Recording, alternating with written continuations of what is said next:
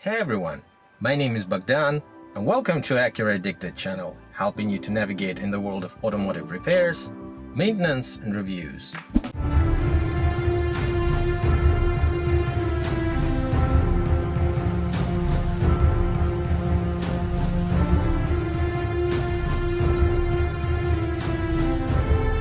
Today I'm gonna share how you can easily and quickly replace your existing key fob with a new one and reprogram it. The issue with my older Driver 1 remote was quite worn out and the button icons were almost completely faded. So I decided to upgrade it and bought a Chinese replica of the plastic case only.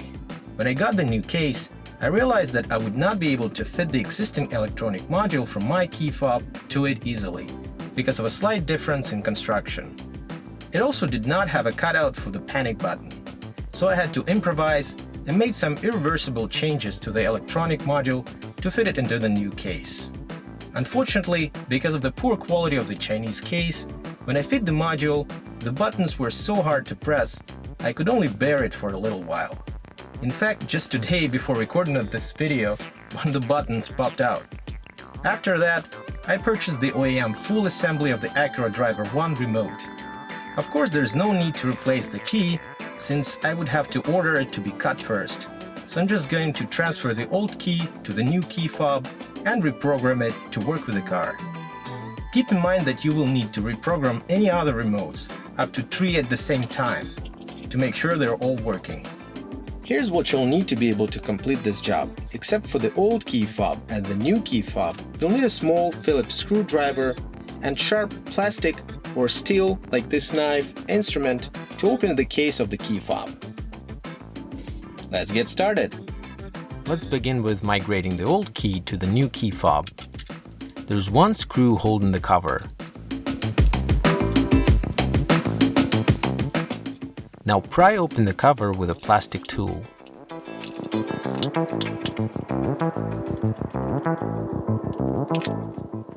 Gently and pull it off. You don't need to do the next step, but I thought it's worth showing you how to do it just in case you need to replace the battery. Using a sharp tool, pry the transmitter from the cover.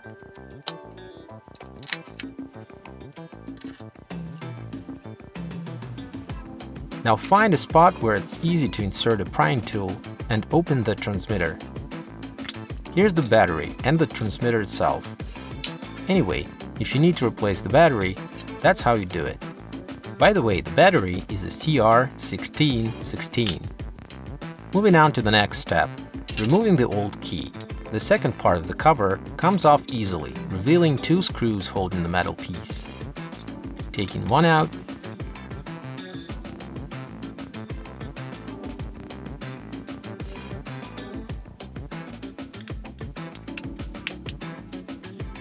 now another one.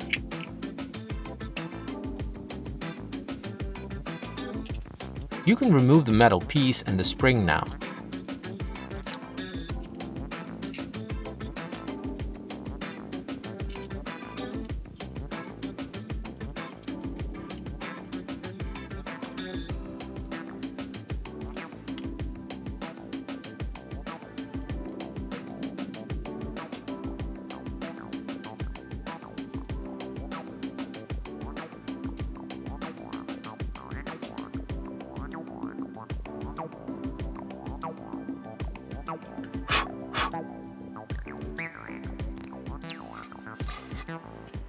Discard everything except for the key itself, as this is the only thing you'll need.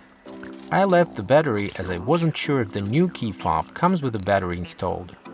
It turned out it does. Now repeat the steps 1 through 3 for the new key fob.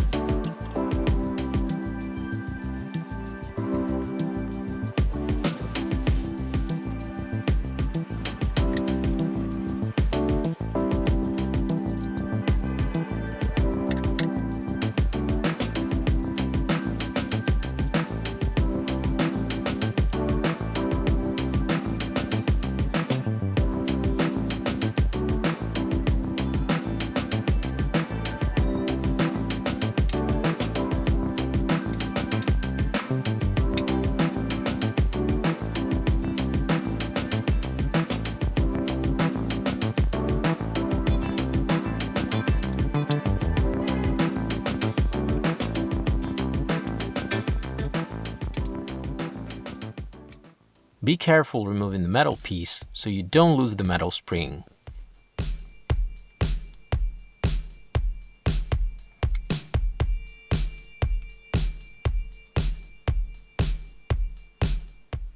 Once you disassemble it, put the old key in place of the new one you removed. The bigger side of the key plastic base should be on the left. It will click in with the key extended. Now put the spring in. There's a little hook that should go into its socket on the left side, and leave the straight part of the spring free. Make sure the spring sits firmly in the socket. Carefully put the metal part on the top at -90 degrees of its original angle, inserting the free straight part of the spring into this hole. Now carefully turn the metal part 90 degrees clockwise and install it firmly to align to the screw holes. Test the key by folding it until it clicks secure and press the button to unfold it. Works for me. Hold the metal part with one hand and put in the screws and tighten them with another.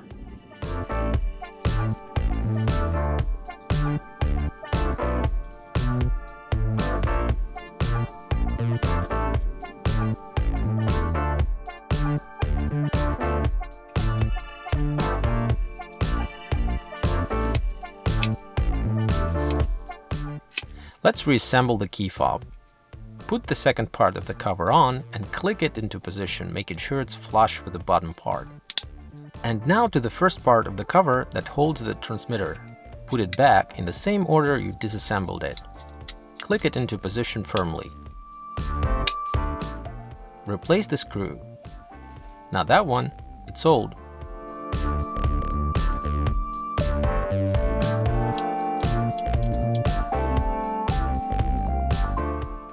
Done!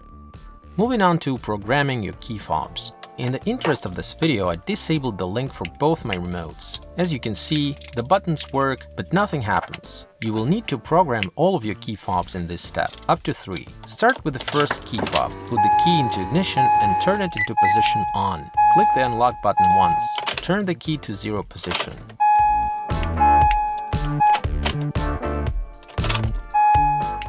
Turn the key to 0 position. Turn the key into position 2 and click the unlock button once again. Now click the unlock button again for confirmation. Take the key out. Within 10 seconds, click the unlock button on any additional remote to add it to the pool. Let's now check all of the buttons on all of the programmed key fobs to make sure they work. Everything seems to be working fine for me, including the power lift gate. I'll put all of the key fob serial numbers into description, including just the transmitter itself, which will help you save some money if you just want the transmitter. While we are on the key fob topic, here's a couple of tricks you can do with a key fob. First, you would usually have a driver 1 and driver 2 key fobs, which are typically linked to driver memory that includes the driver's seat and steering column position, side mirrors position, climate control and audio system settings. That way, opening the car using either key fob will result in restoring the memory settings for each driver. Pretty handy.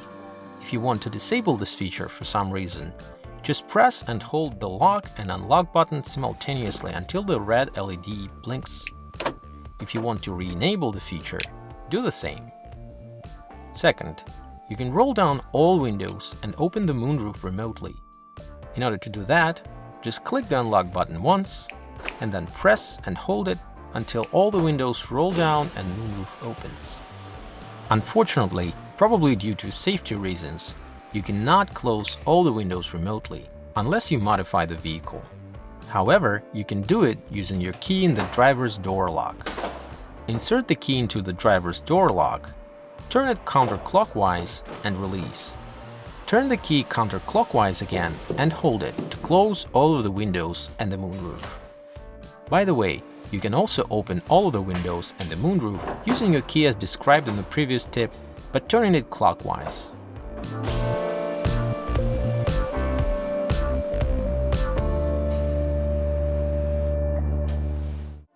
And that's it! If you liked the video, give it a thumbs up, leave your comments below and hit that subscribe and bell buttons for more videos on this channel. As always, drive safe, use the turn signals, and remember, anything is possible with the right tools and motivation. See you next time!